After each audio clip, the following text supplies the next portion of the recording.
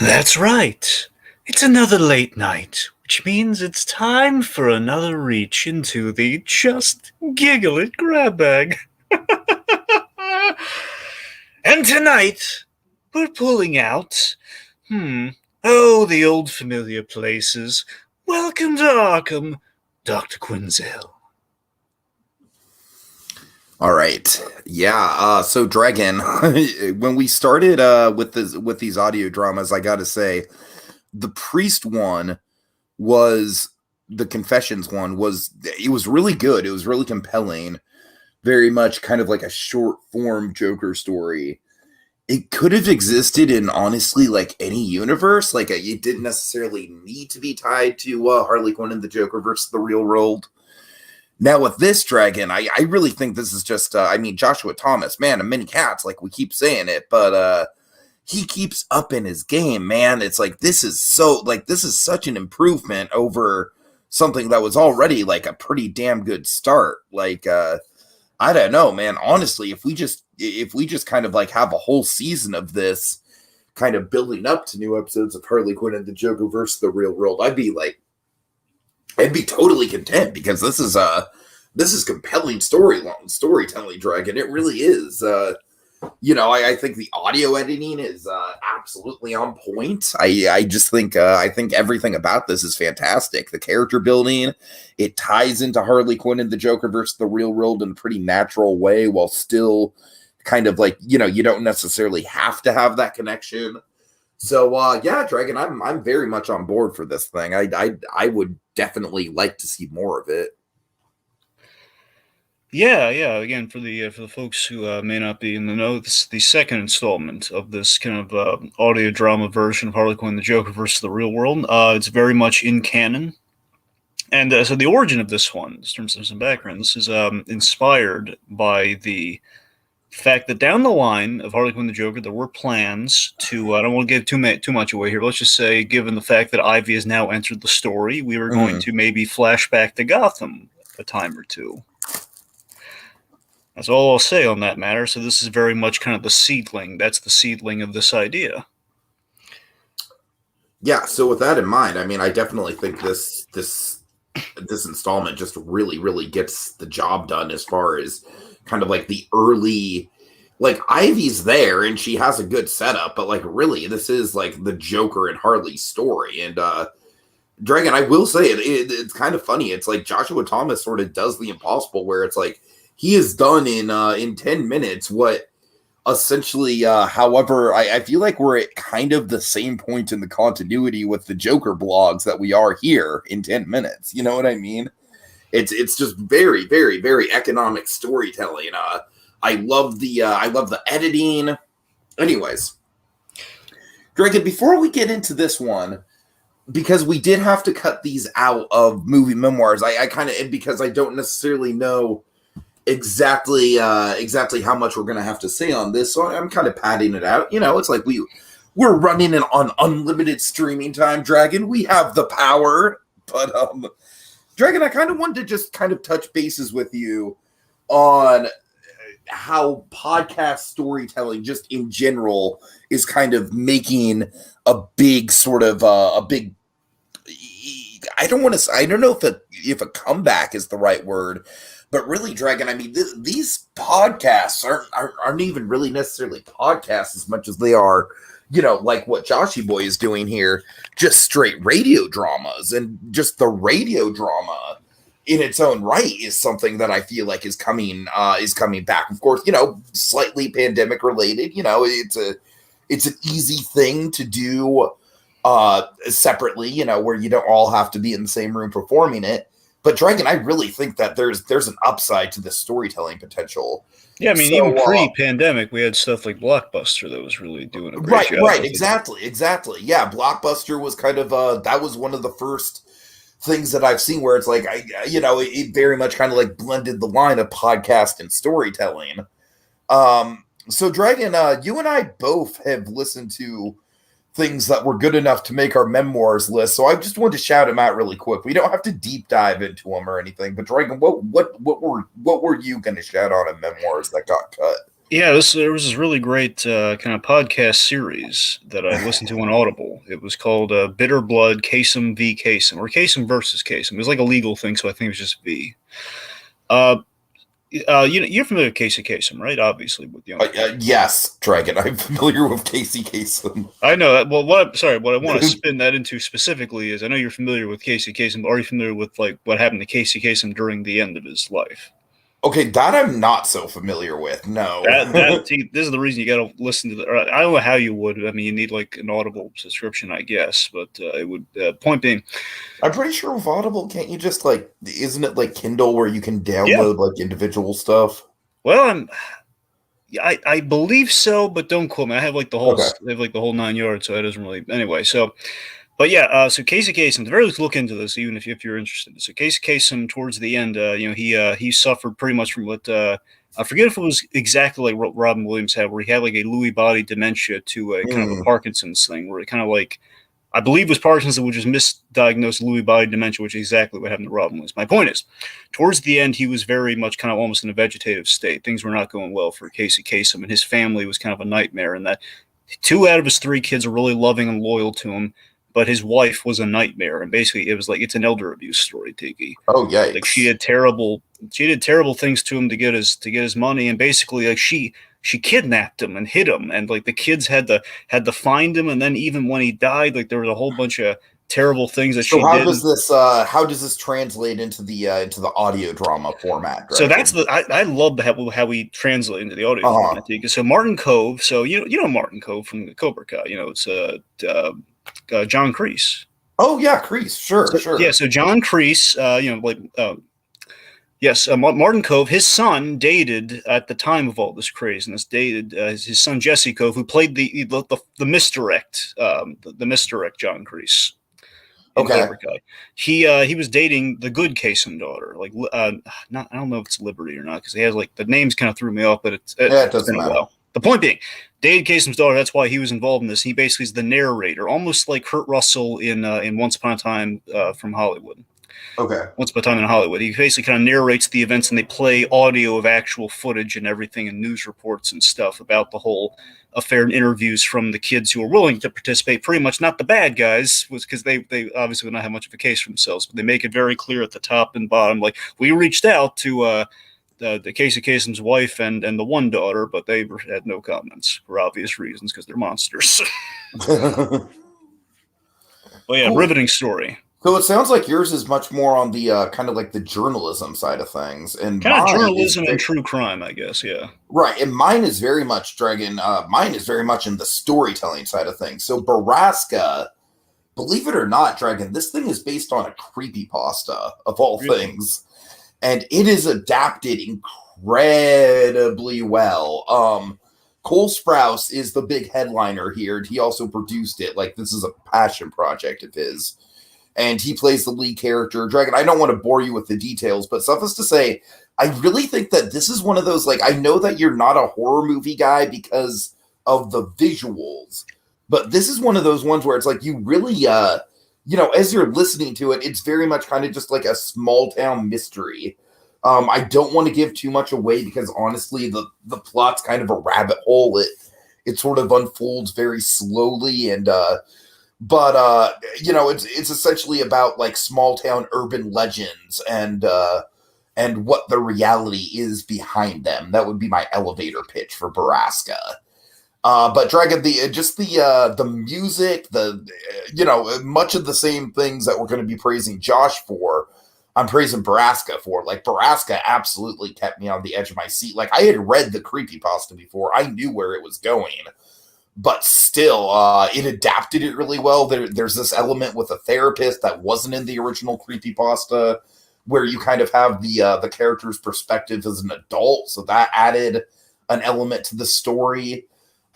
Just overall fantastic. Like this is not podcast memoirs, but I just want to have like we're kind of taking just 10 minutes to have this discussion because I really think it's a great art form, Dragon. I'm really stoked on it, and honestly, it's an art form that I think I myself could thrive in.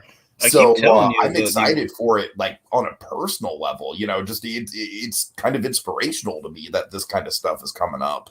I tell you really got to look into season 2 of Blockbuster. The James Cameron season was I really know, I good. know, I do.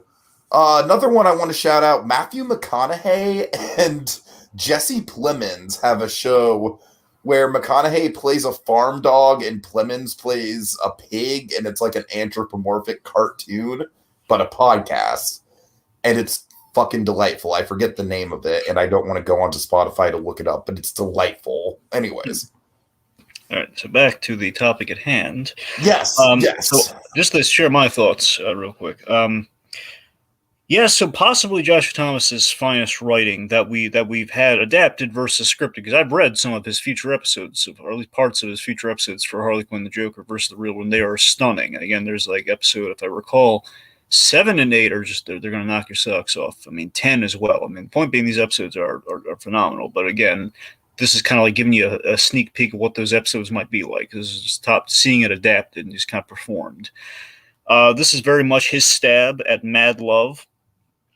Again, very artfully conveyed. Again, with the editing and I think the montage work, just like the kind of again, I can't. It's kind of hard to call it a montage, but it absolutely is a montage. Oh, it's totally a montage, It's and a that's great the thing. Like, montage. I don't know. Like, I'm sure it's been done before, but this might be one of the most distinct like montages within a radio drama I've ever heard. Yeah, and Just kind of having that old timey music, the feels, like I don't know. oh, actually, okay, real quick, just with the double back to the podcast talk. There's one thing you should really look into taking it. It's free on Audible as well. This one, Oh, okay. it's like free for a time, free until the second book starts. The Sandman. Oh, so it's like an audible adaptation of Sandman? Yeah, they have like James McAvoy plays Dream.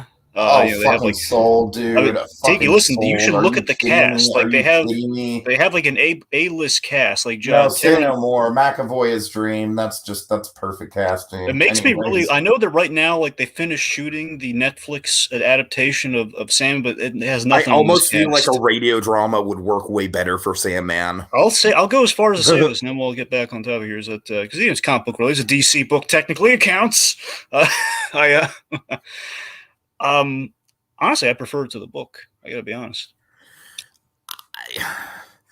Well, Dragon, as I said, I haven't gone back to Sandman in quite a while. I remember liking it more than most Neil Gaiman stuff that I was into in high school. And going back to Good Omens, I was kind of like, oh, this is like a more adult orientated Lemony Snicket with all the like clever than thou wordplay and like, look at me and my clever metaphors. I'm so clever. But I don't know. Sandman is, I think one of the things I do really like about the book is the art. And that is one thing I absolutely have no faith in the Netflix show for capturing. But I mean, the stories behind it, I will admit, they are hit or miss. There's some of them that absolutely like captivated me, just totally riveted me. Other ones where I'm like, why the hell did I even buy this? I remember I got through most of it because I got through all of the collections. I know you know what I'm talking about, right? Yeah, I know what you're talking about. Yeah, because there's a lot of volumes of it. Right, Sure. right. So I got through most. I don't think I got through all of them, but like, there I do remember there being certain volumes where I'm like, oh, this is not to par, but other volumes where I'm like, this is fucking terrific, dude. I mean, so here's the problem for me. I think the storytelling is great on the Sandman, and I think it shines even better in the adaptation because I don't like Sam Keith's art style. I've never have, and I just can't get into it. that's his subjectivity, Steven. I mean, look, I'm saying even with stuff like some of the most acclaimed work, it's for example, I guess Arkham Asylum, Serious Out and Serious Earth. That's a great story, but you can't read it because again, the idea is, oh, we're going to make it as the more. Oh, okay. So, the deeper he gets, you mind the text of it all. Yeah, like I'm saying in the case of I will never say a bad word about the actual artwork of Sandman, but I will agree that sometimes the text becomes a little obnoxious. I mean, the text has always been his problem, but honestly, I mean, just after listening to it again, I kind of like the theater of the mind's eye versus what's actually represented in the book when I went back to it. I mean, when I went back to it, honestly, I think it's a taste thing. It is a subjectivity thing. Yeah, I don't think I just care for. I don't care for his art. I love his artwork in A Serious Hell and Serious, but I can't read that book because the text is all jacked up. All right, fair enough. Anyways, Anyway, yeah. So I'm sorry. But speaking about writing, here's what we're bringing back, folks, because we're good like that. So, yeah, this is downright Dini. This is downright Dini writing. You know, it's so much. well, I mean, you could throw Dini around a lot, and it is Dini-esque. But Dragon, the thing that I really do think is the highlight here is that it is a very definitive Joshua Thomas creation, from the way that he performs the Joker to the way that it's written. Like I said, I do feel like the Priest one was a little bit more in line of like, okay, this is like a kind of like a par for the course Joker story done very theatrically. Whereas this, like I said, this very much feels like the Harley Quinn and the Joker versus the real world origin story. So yeah, there's Dini influence in there, to be sure. I'm just saying that there's always been that, just with Harley Quinn and the Joker versus the real world. And that, again, you with Harley Quinn involved, you always have a little bit of Dini there. The fact that Joshua Thomas is writing, yeah, it always surprises me and impresses me that Joshua Thomas, he's not necessarily up to date on all the stuff. I'm not saying he needs to be. I'm just saying that it's the fact of like, he's seen the animated series. I don't think he goes back to it as often, and just the fact that it's kind of stayed in there. And he hasn't read like a whole lot of Batman, but again, he knows the fundamentals, and just knowing that I think he's just kind of, because the writing's been so on point with what he's taken away from the multiple versions of the character that have been represented, like in media and everything. It shows you like how much gets absorbed in 80 years of a character, just how much of that goes through. Right, but I mean, that's kind of what I'm talking about with his own personal style, is that, there is something about the way that he writes these characters that it's taken bits and pieces of a whole lot of everything, and really making it his own. Exactly. Yes, and that's my point. I'm saying, like, even not knowing, even not like doubling down in the research department, I'm saying he's encapsulated so much naturally. He's writing like Dini, and that's really impressive to me. I mean, it's his own style. Yeah, I'm just saying, it's like the highest quality I can compare it to. Is like, that's like that was one of the top tier Joker writers, and Josh Thomas has done that on his own, not even like trying to ape what's come before him. I think that's really impressive. Yeah. So I will say, so that's so he's very much taking the stab mad love here. I will say this. I think the flaw of this one compared to the previous episode is I think he's focused a little too much on how to spice up the darkened screen. Where what I really praised the last one for is, again, it made a lot of sense. Like, okay, we're going to do an audio thing, and here's how you really kind of set the tone for, okay, well, he's going into a small, dark, confined space, ergo no visuals, and we just have the text as like the only visual we have in there, which that was brilliant. Here, I think, what we did here is like, he has like this weird kind of fading color thing where you keep going from black to purple and reds and greens and all that sort of stuff. I think it's just a little too much. I think, honestly, what I would have preferred he done, because I think we start off things so brilliantly. Like, we go into the exterior of Arkham Asylum, kind of like we did with the church.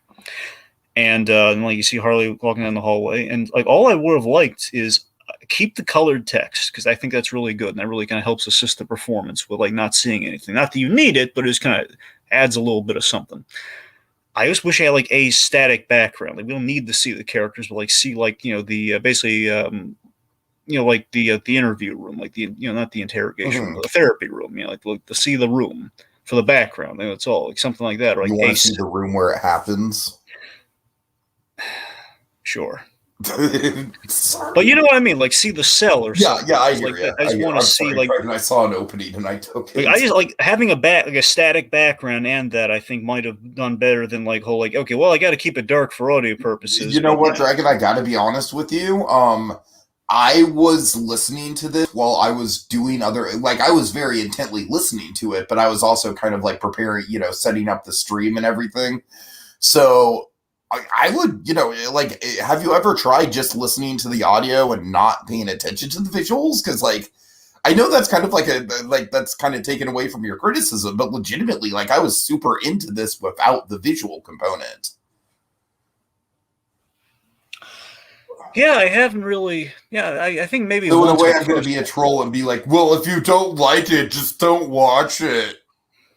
Right. I'm sorry. Okay, let's see. So So yeah, this brings us into the episode then. Yeah, so we like you said, we start with the hallway and Dragon. My God, the background chatter is what really got me with the editing. Like Joshy boy, I really want to know how you did it. Like legitimately, I like Dragon. Do you have any idea? Because it's like it's legit on a technical level. I could never do something like this with audio. What I can tell you is, they called this in the voiceover community. They call this Walla. We have like the background conversations and stuff. Just the kind of the joke is like you say Walla Walla Walla in the background. No one's really gonna know, but at least that's how they used to do it. Maybe way back in the old days, and they spiced it. Have But I actual mean, here it dialogue. feels like there's like full blown conversations going on. That's I what I'm mean, saying. I know it's probably just like a couple words, like snippets, like meant to give the idea of a conversation, but still, it's conveyed really well. That's what I'm saying. It's these obviously he's recording all of that individually. That's the big thing. I mean, I don't know if any Ponce has worked in there. I don't recall seeing Ponce in the credits. I think it's probably all Joshua Thomas. Uh huh. But yeah, that's what I'm saying. I think Walla done right is again Wouldn't you're it going be to have great like if Poncio was in there as like a meter maid? Like, yeah, I had to write you up a ticket. not make any sense to you. Well, he's like the security guard. All right. All right, I'm lame. Anyways. All right. So Joshua Thomas, he narrates here. He narrates as he sets the tone as you enter the asylum and everything on a stormy night. You got all the sound effects, but yeah, it's very much audible levels of quality. It feels just like an audible production, like with the Sandman thing I was talking about earlier. So basically, what we say in a roundabout way here is it was Harley Quinn's first day, as well as Paul, the security guard. Let's not forget him. Paul. Tall Paul. Well, used to be tall. Hey, Dragon. Paul is dead. Yeah.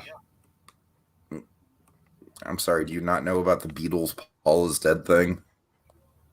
Yeah. All right. Paul is dead, Dragon. Paul is dead. Paul is dead. All right. Anyways. And so it's her first day. She's getting the tour of the place. Right. So she's getting a tour of the place. We tease up, Two-Face, Riddler, and then most importantly, Ivy. Yeah, Ivy's a great little tease where it's like she's, she doesn't know if she should wave or not, but she wants to wave. It's like, oh, steer clear of this one, But of course. I like how it's not fixated on Ivy. I like how we just get that little taste and then we move on, Yep. Because we can very well get a whole episode of Ivy, and I imagine we probably will. It would not surprise me. Yeah, like the whole, she's shy, and then, Harley kind of says, like she's waving, just says hi. It's really, really nice and kind of... By the way, I like the detail of her, the glasses that she doesn't really need. Yeah. Anyways. And really well built up descriptions, for sure, which is definitely helped for mind's eye. All right, so we built up the dread of her patient, which, of course, is the Joker. So this is one of Joshua Thomas's brilliant choices in the presentation, I think, is the score. I think the score was so brilliantly chosen because it has there's this meet cute rom-com thing. I think it's a brilliant idea. If they're going to meet each other, the score is great. It almost kind of has like a raindrops. It has like a raindrops are falling on my head feeling. A little Burt Bacharach-esque, yeah. So she basically wants she asked for the chains removed to kind of again she's trying to manipulate him at the top here, like remove the chains. I need to. But then as soon as she does that, right, it's just like a game over. Like it's like he literally raises an eyebrow and it's just like, oh, you're done. You're done. He already has you. Now here's the thing that really got me is the fact that Joker instantly strangles Paul, kills him on his first day. Tall Paul. He was tall. Now he's dead. So she chokes the life out of Paul with the shackles. Which, by the way, this is a stretch. I'm sure completely coincidental, but I'd love it if he did this on purpose. Paul Dini, Paul. Yeah, I like that. I don't know. Honestly, Dragon, I think Josh is detail orientated enough that he could potentially have done that. Also, something to mention, again, is the Mad Love, you kind of have to mention Paul Dini and the fact that the episode originally was called Mad Love Redux, which I love that title. But there was a poll. Basically, people voted on the title, and the winners had it with another great title, which is Welcome to Arkham, Dr. Quinzel. Mm-hmm. All right. So anyway, so here's why I love this. So Joker instantly strangles him, and he's scolding the other guard, like, like, this is what you get for not following the rules. However, he then tells Harley, I appreciate the sentiment, though, but I'm the reason these rules exist. So it's just the fact that Joker, this feels very in character for Joker, because he does believe in the golden rules and the hilarity of it when it suits him. Like the hierarchy of things, I should say. He believes in kind of like, there's a status and a way to do things, and we got to follow these rules. Unless, of course, it doesn't apply to him in the moment, because Joker's arbitrary like that.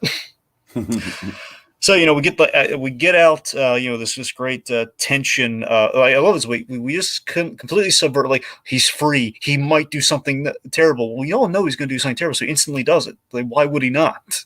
So yes, you uncuff him. He's just instantly going to kill someone. And what's really great in the writing.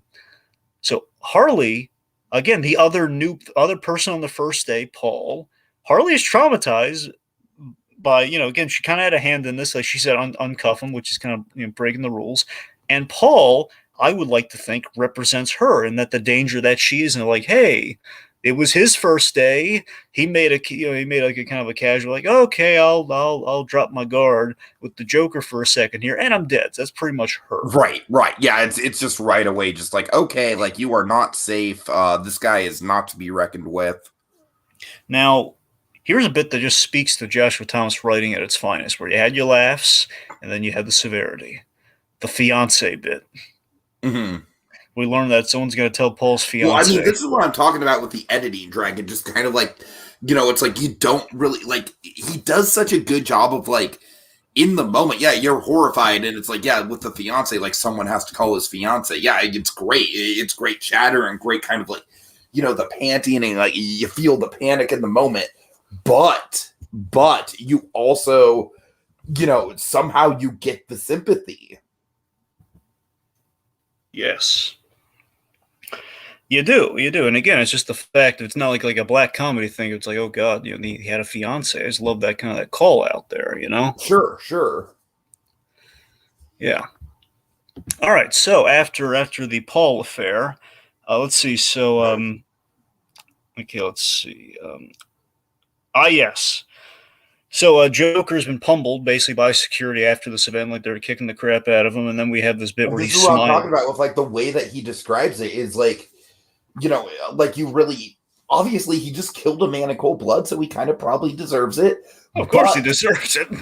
But the way he deserves it by a guy in a bat costume. From Arlene's point of view is, like, it's powerful, man. It's powerful writing. It's like you don't want to agree with her, but you kind of do. Yeah. So let's see. So after right. So we have this great bit where we have like kind of like the love at first sight. We already kind of had the love at first sight moment, or at least like the demented love at first sight, if you will. He smiles at her through the security camera, which is at this point she's practically just like, he likes me not. He likes me not. Or if you're Mario Falcone. She loves me! Oh, God! I forgot about that. Oh, my God.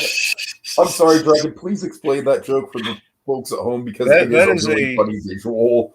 That is a deep cut season 3 Gotham reference for the kids out there. Basically, Mario, he had, I think it was Mario Calvi, I can't remember the point being Mario Falcone.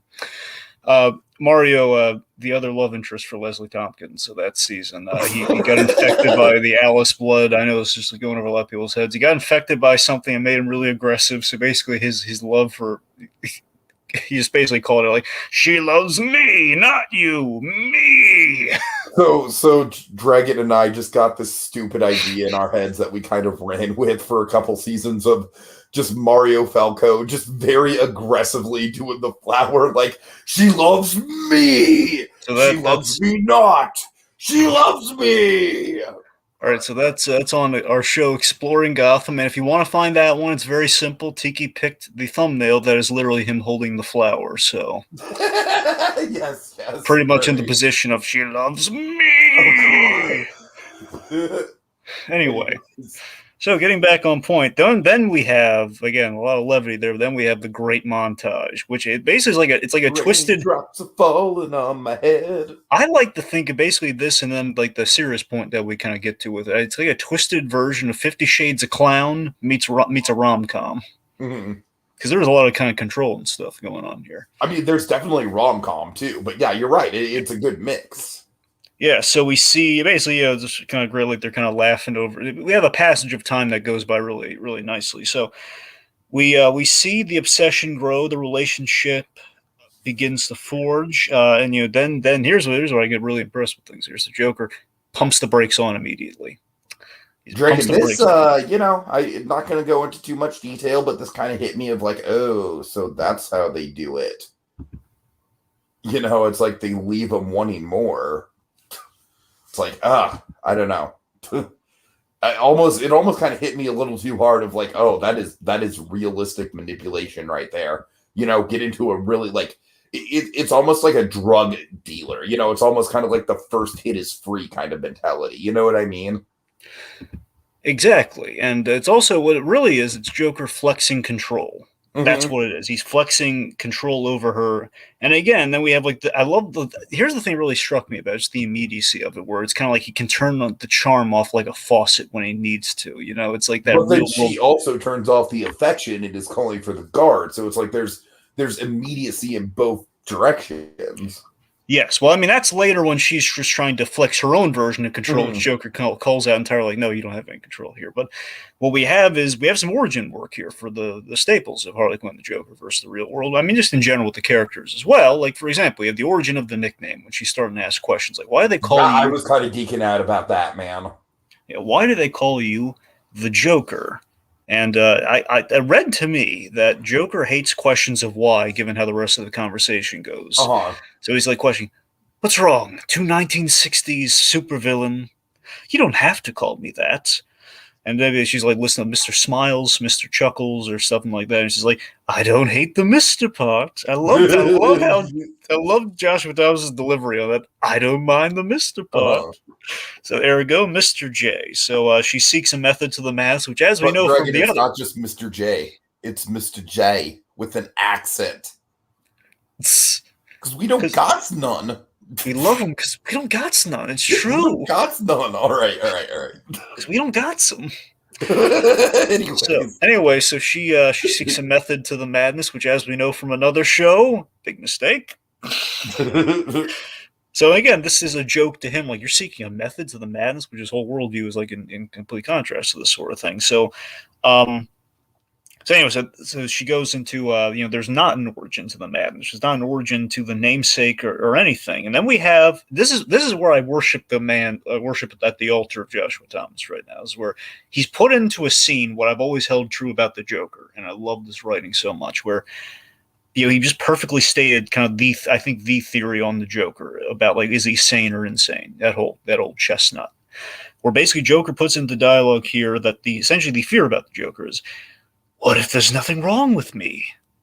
We have that chilling moment where, what if I'm perfectly sane? Where he drops the voice and it's the scary, the sane version of the Joker. It's basically just Joshua Thomas's speaking voice. Exactly, which he's only done one other time in the show. He did it once when they did we did like the, what are you, juggalos, or when we like, no. It's the only other time he's done it. We ain't juggalos. Yeah, I think it was at the I think it was it was at the party, yeah. I'm pretty sure, yeah, it's when we did though. Anyway. So, but that's like just the whole like, what if I'm perfectly sane? That's what it is. It's like it or not, as a society, we have to label him insane because, as the Joker says in this, basically either that's one of the scariest things in the world, or I'm joking. Which again, just, he flawlessly put in the writing just what I've always thought about the Joker, and I love it. Sure, we have to. I worship the man's writing in this case. He nailed it so well. This isn't even the main show. This is the spin-off show, man. All right, so All right, so he's basically put that on Front Street. So then we have like this tense. Basically, after that, he's really kind of put the fear of God into her. So we have this tense and intimidating moment of Joker shutting down her trying to end the session. Her attempt to control him here, like guard, and so, like, the guard's not responding to her. Time's up when I say it is. Now, this is a funny story. I don't know if you know about this. When this video, when Josh Ness put up this video, there's an error in this video, and I called him out on it. Oh, really? No, I Yeah, didn't know about this. there is a spelling error. So if he wrote down guard when she's calling guard a number of times, and one of the times, like right after the whole time's up when I say it is, guard is misspelled, like Gaurd. You know what? Unsubscribe. Oh, Unsubscribe. come on! I didn't mean it that way. I know. I'm just kidding. Yeah, I'm yeah. literally about to screen share unsubscribing from the channel. God. But yeah, though, seriously, though, it was just this moment of just this, like, everything else is just so perfect. It's like the one chink in the armor. It's like he's gotten so far. It's like, look, he misspelled guard. He's been doing so extremely well so far. Basically, when I kind of laid out the very earned praise, don't let it go to your head, Josh. You misspelled guard. Don't think I didn't see give it. him a compliment sandwich. Something like that. Yeah. maybe a meat kind of compliment meatball sandwich, but it was kind of there, but it's anyway. Anyways, then we have the origin. We have somewhat of an origin of freak, so it kind of really draws emphasis to, what am I, a freak? Uh-huh. So I'm just going to throw out a theory here. It's very simple. I think Joker, he brings up freak in basically in the face of her, like, asking all these questions and looking for a why. I like to think freak is basically Joker in denial. Like, he doesn't have any answers, like, to why he is the way he is. And he owns that. And basically everyone's calling him right, yeah. When they call him a freak, that's like a reminder, which is why he hates it. Like, the fact that you don't know the answers. You don't know why you're a freak. I can see that, for sure. I'm kind of spitballing on the rewatch. Yeah, I can get behind it, though. It's a good theory. So, of course, Joker, he, as a character, always leans into the randomness and not knowing, you don't know what's beneath the makeup, so to speak. You don't know what's beneath the mask. It's kind of Joker's whole operating. You don't need to know the why, which is why the whole multiple choice thing works so well. So then he gives, and again, the writing on this, wonderfully on point, the food for thought bit. Or just some of the best writing from Joshua Thomas. This is one of the best Joker analogies I have honestly ever heard. I know I love the earlier stuff, but this is like the one you put on the poster or something. This is the one you bronzed this quote, man. And honestly, Dragon, it scares me because I very much, like, me, I'm an amusement park guy, and I don't care if the world is crumbling around me. You're damn right I'm going to ride those rides. It was such a great analogy. The world's terrible, natural disasters, disease, murder, rape, crime. But if you found yourself at the end of the world in an amusement park, wouldn't you ride the rides?